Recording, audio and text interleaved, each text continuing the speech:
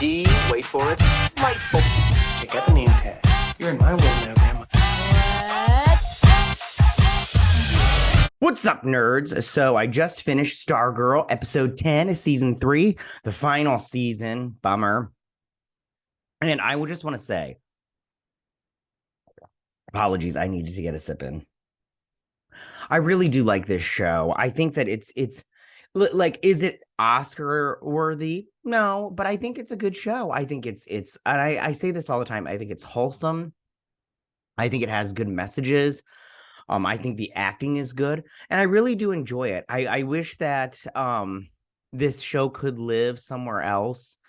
I know that Warner Brothers said that they would give out, but I think they're trying to revamp. When it comes to the DC properties, I think that they're not trying to have a TV show going at the same time with their characters on movies. Like if the characters in the TV show, they're not going to be in the movies, and if they're in the movies, they're not going to be on the TV shows.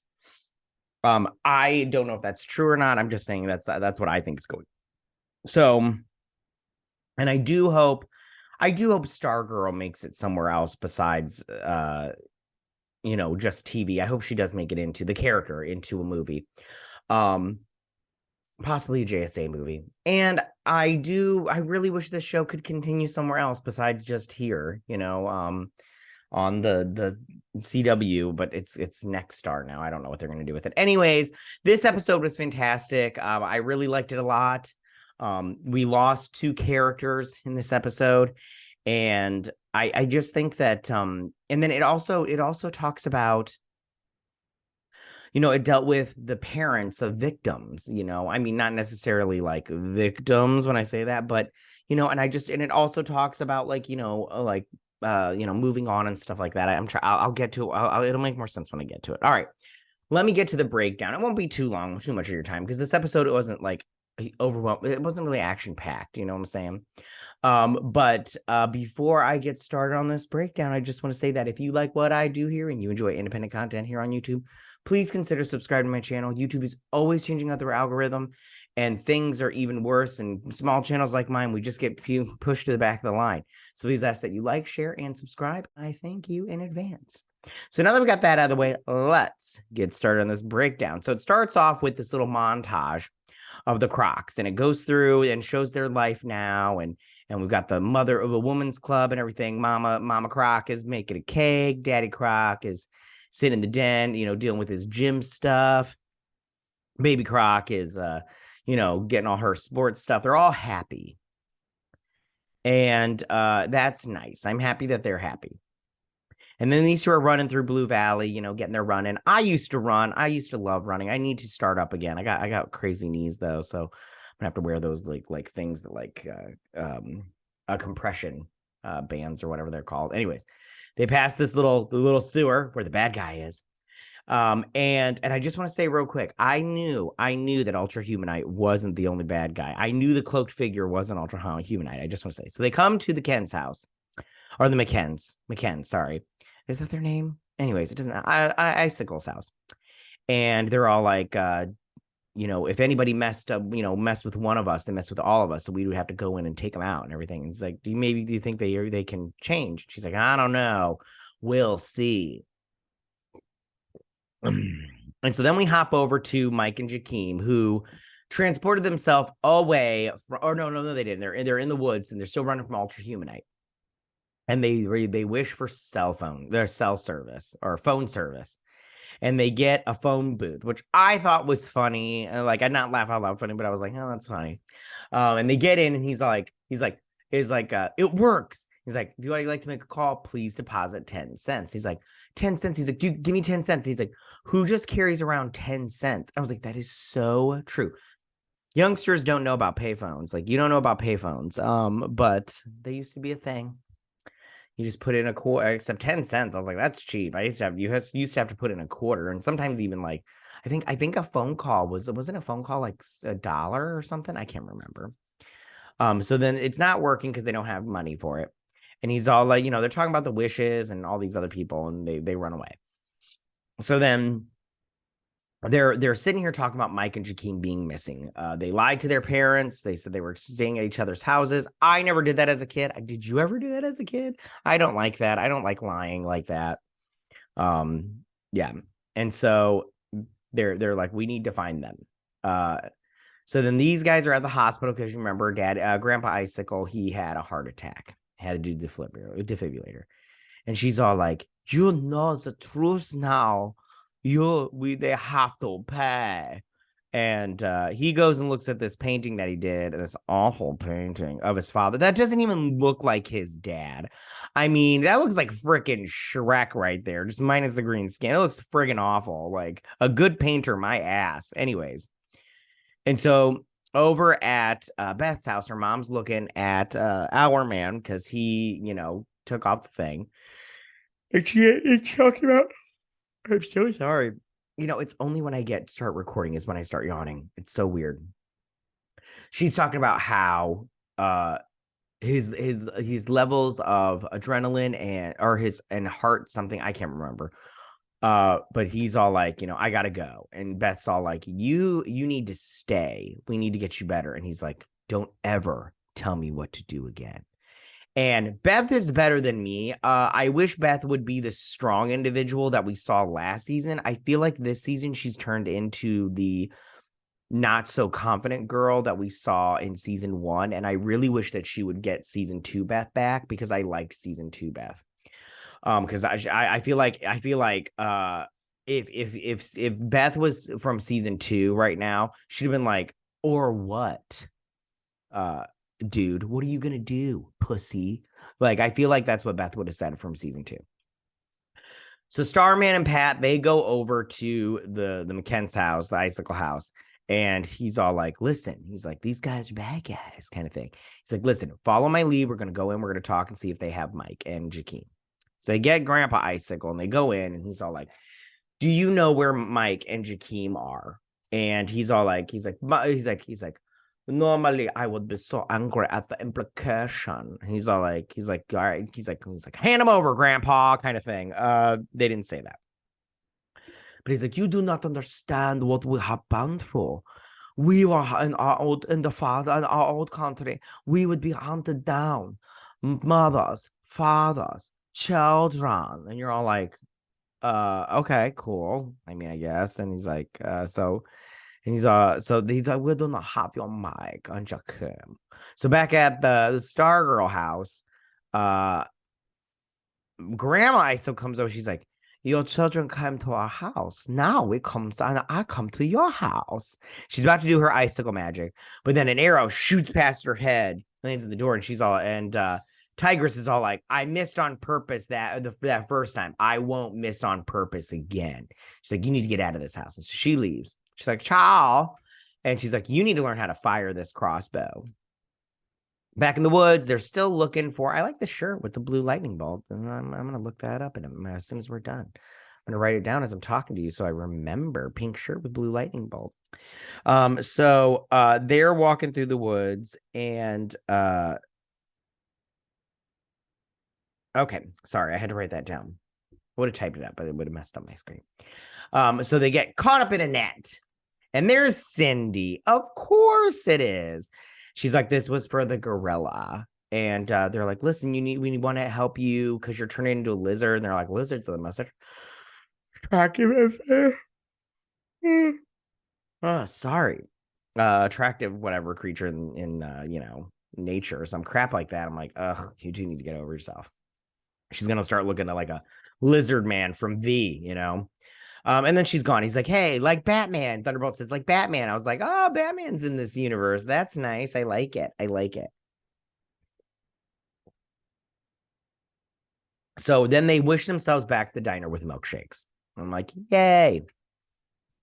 So then these two are in, a field shooting this crossbow.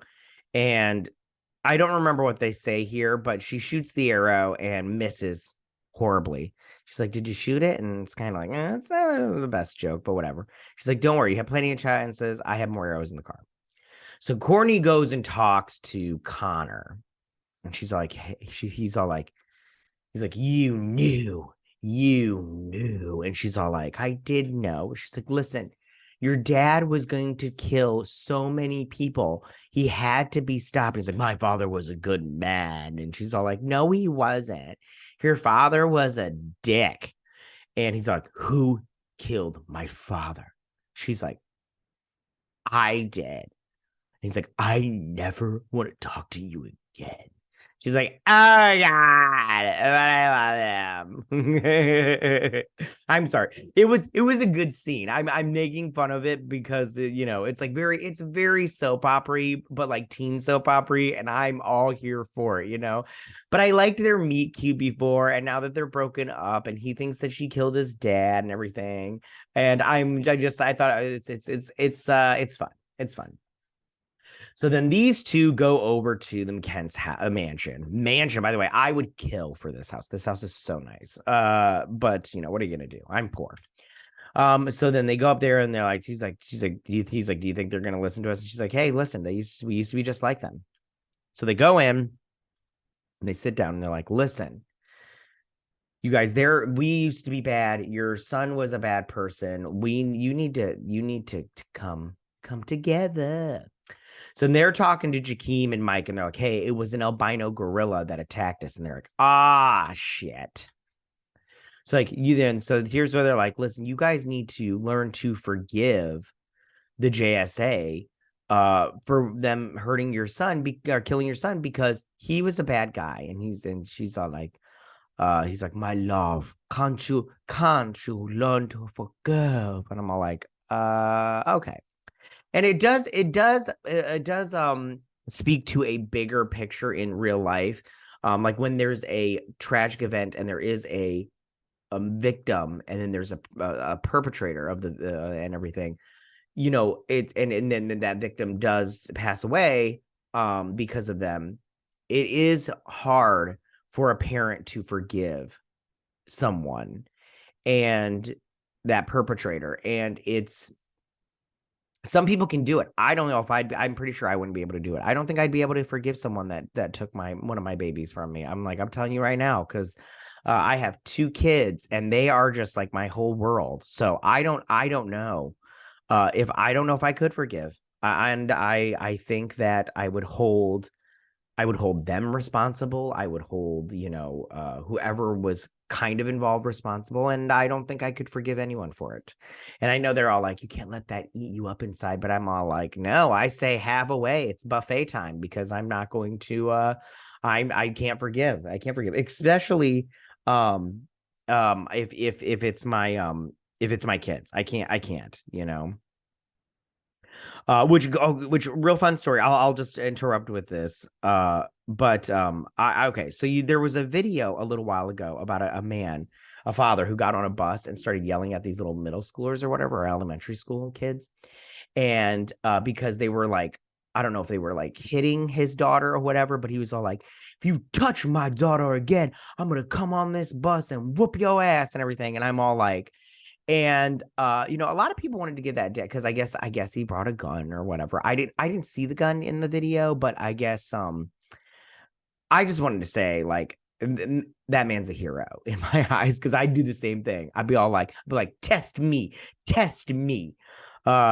And be like, you're gonna catch these hands, little kid. So anyways, so then back at Courtney's house, they are talking about Ultra Humanite and how it was a scientist who transferred his brain into an actress and then eventually transferred it into Dragon King ended up helping him transfer his brain into a giant gorilla.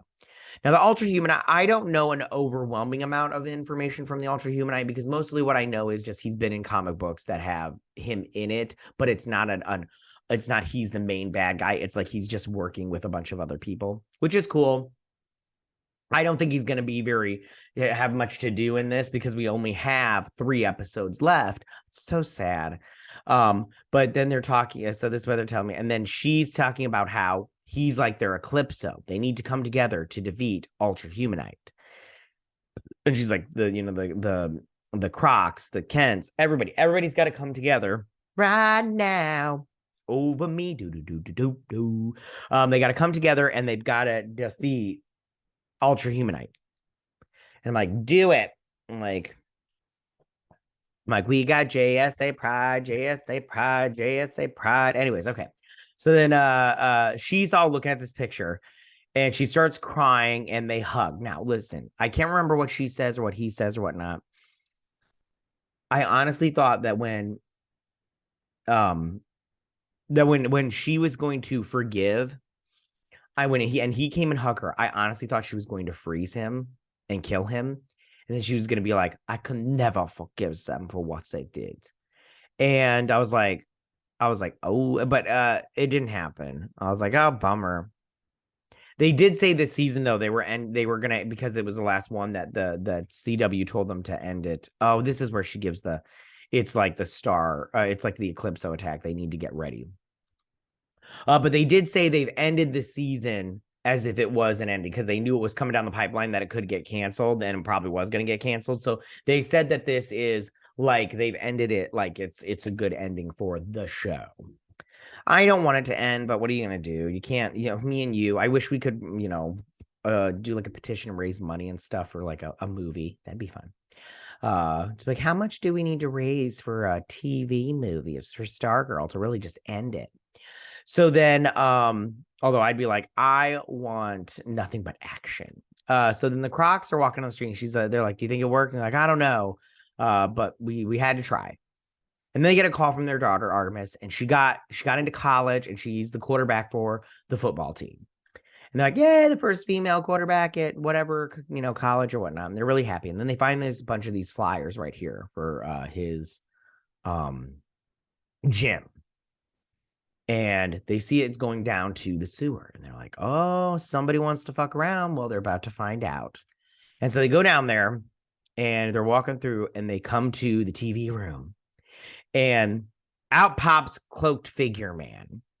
And he stabs him and freezes him and grabs her and freezes her. Now, I honestly, okay, let's just do the reveal. So it's revealed to be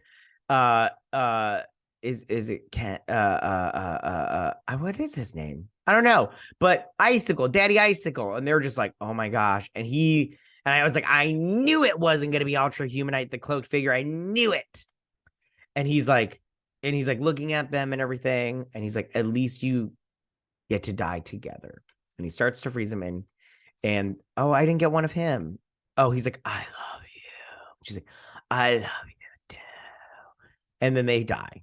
And then he does this little thing where he and then they burst into like, snow dust. And then he like walks away and that's the end of the episode.